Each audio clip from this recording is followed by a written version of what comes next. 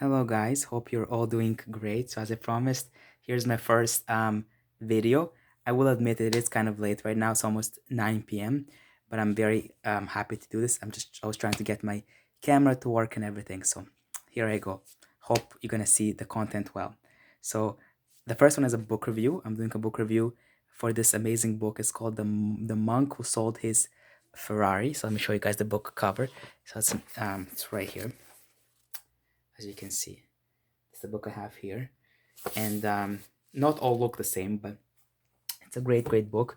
So just to give you a summary, right? It's about a famous, successfully rich lawyer who had a jet, a Ferrari, a big bank account, and later what he did, because all of the stress, he actually fainted in the courtroom, and so he decided afterwards, right, because if he worked 18 hours a day and all that, and the stress accumulated to the point where he had a heart attack.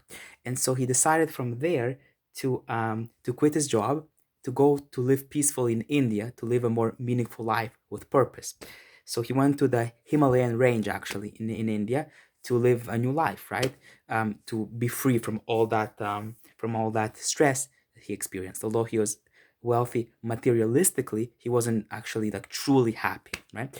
So actually what I'm gonna do is I'm gonna switch to the screen very soon, and so I'm gonna teach you the principles. So there are 7 principles. So I'd like you to imagine this. So let me just do a nice so imagine this, okay? um so um Imagine you sit in a garden, right? And so I want you guys now to notice a lighthouse, right?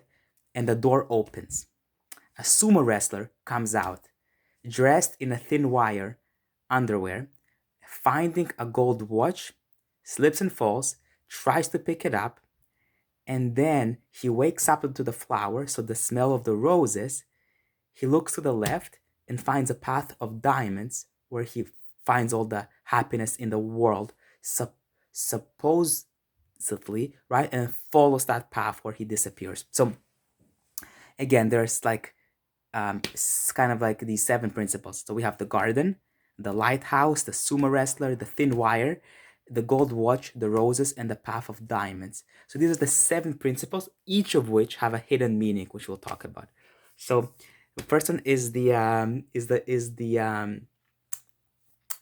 garden. So the purpose of the garden, and feel free to take notes in this part, is to sow good um, seeds, right? Instead of weed and crap, right? You want to grow your garden with good stuff, right? Same with our brain. We want to flood it with positive thoughts, right? Essentially, it's called, there's a quote, an empty mind is devil's workshop, which means if you don't occupy it with anything, negative thoughts will automatically come. So you just want to always be positive, right? Always be optimistic. And remember, everything is created twice. I think Robin Sharma talks about that in his book, and Stephen Covey actually does too in his book, which I will do later. Everything is created twice. First in the workshop of your mind, and then and only then in reality.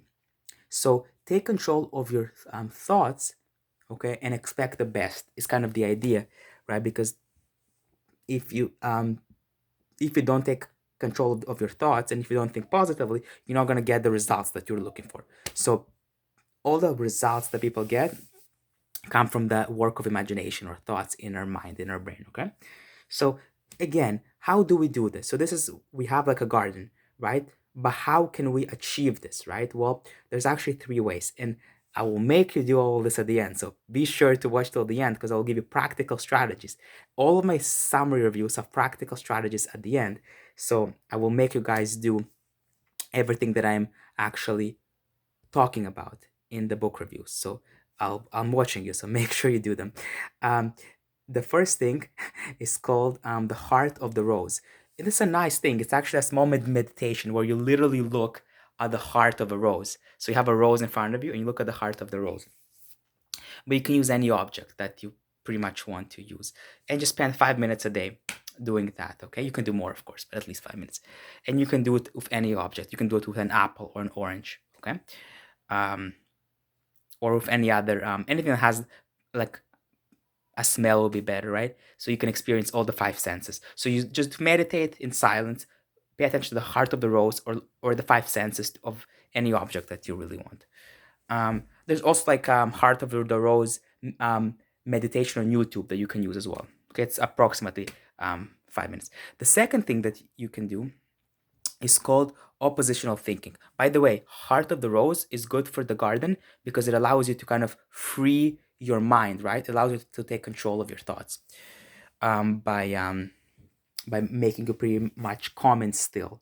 So it helps with that. The second way is the oppositional thinking. So I want you guys to replace your negative thoughts with positive thoughts. So it's very important to have optimism and really being mindful of the thoughts that you guys have. So if you have a negative thought or like worry, just replace it with a positive one. That way, the negative one will be replaced. Right? It's very hard to take away. He mentioned in his book. If you have a negative one, it's hard to eliminate it, but it's much easier to replace. So just think of something positive instead. Um, and for example, you can see every opportunity as a gift because life is truly a gift, and everything that happens to you, think of it as like a lesson learned, right? So, and always see the positive in everything. So that's the second one. It's called oppositional thinking. And the last one is secret of the lake. So this is essentially what the yogis were doing. They were seeing the reflection um, in a lake of who you want to be.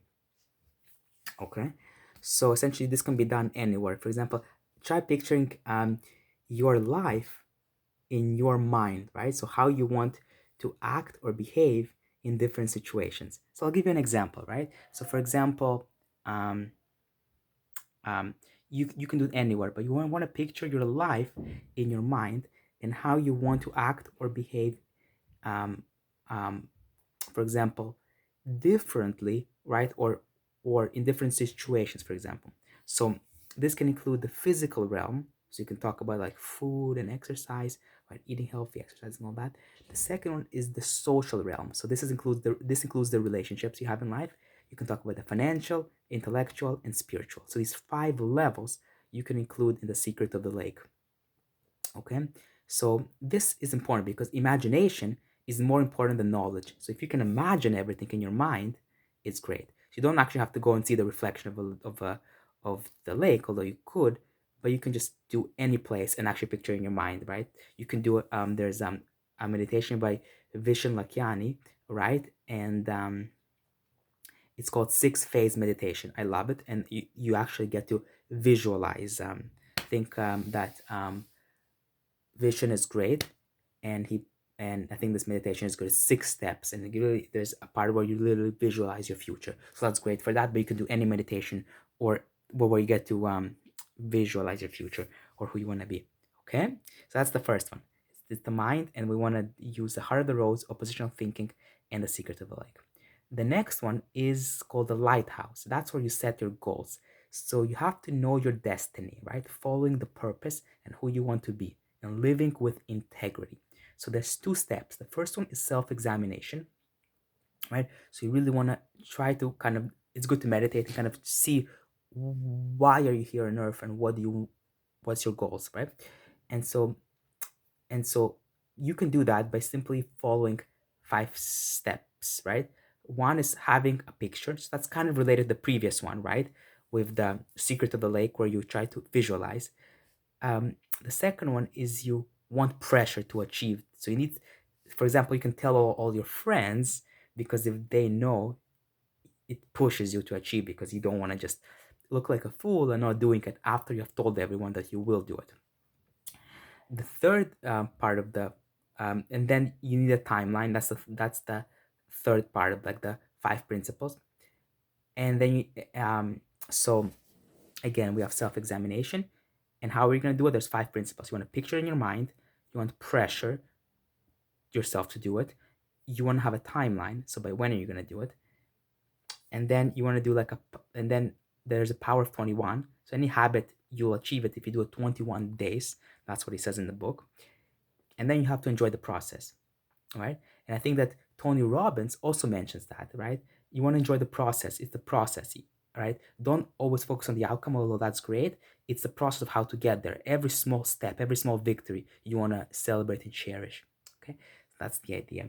Um, and also, by the way, you can do like something called the dream book. Like in that dream book, you can break it down into sections, as I mentioned in the previous goal: physical, social, financial, intellectual, and spiritual. And you can put all of your goals in those 5 sections. You can do more or less if you want. And then you can have pictures also in that book of people who actually achieved those things.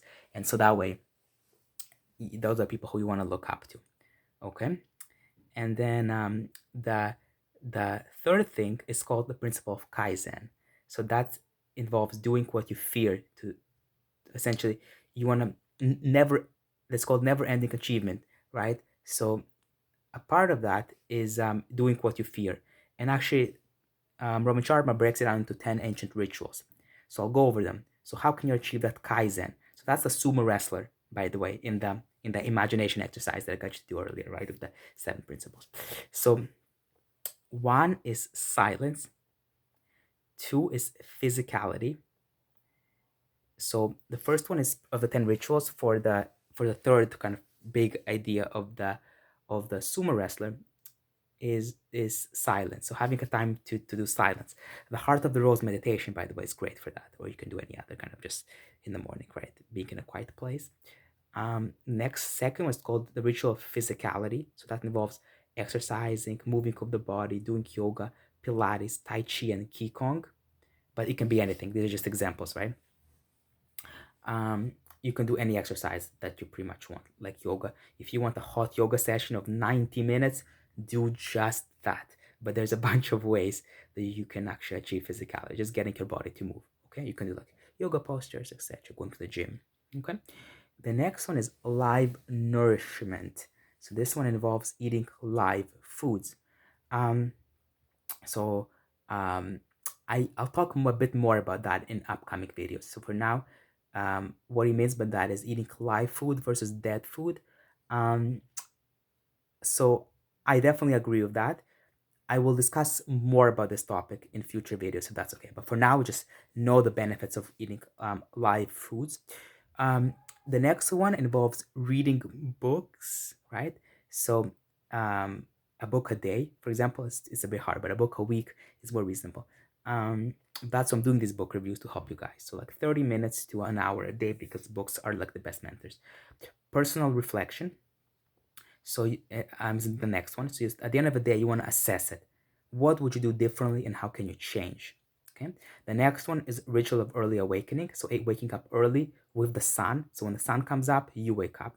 And there's the sleep doctor called Michael Bruce, and there's also Sean Stevenson. These are great experts to track if you want to learn more about sleep, by the way. So yeah, waking up with the sun. And Michael Bruce talks about an interesting concept of chronotypes. If you guys are interested, you can go to a website called Mind Valley and take his course. Pretty cool, actually. The next one is ritual of music. So, for example, I think Jim Quick talks about it. You can actually take the Super Brain course as well. Pretty cool.